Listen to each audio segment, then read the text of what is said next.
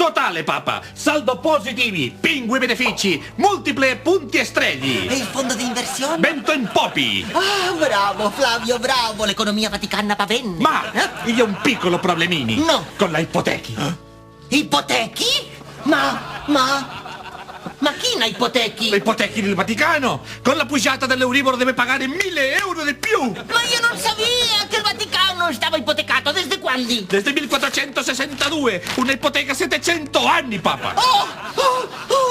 Ma non è possibile! Il Papa Giulio II ha pagato i Vaticani al contati trinchi trinchi! Io credo che l'ha fatto una piruli. Ma ascolta, e se io parlo con il grande capo della cassa per condonare la ipoteca, Roglio Montigli? No, non è possibile. Le ipoteche sono sagrati, non la condona né Dio.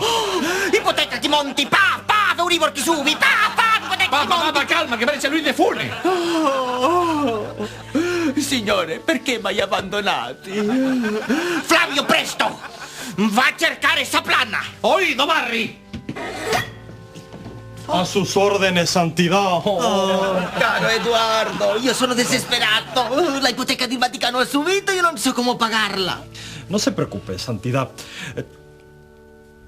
Todo tiene solución en la viña del Señor, sobre todo si es urbanizable.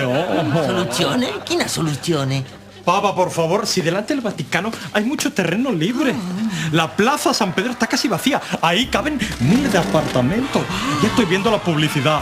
Divina Ador, ciudad de peregrinaciones. Apartamento como Dios manda. Y si no, pues montamos un parque temático y ya está. ¿Qué le parece? Terra mística. Una grande idea, ma no será un escandalí. ¿Escándalo qué va? Con una buena maraña de sociedades interpuestas, lo único que habrá será rumores. Ok, andiamo. Sí, andamio.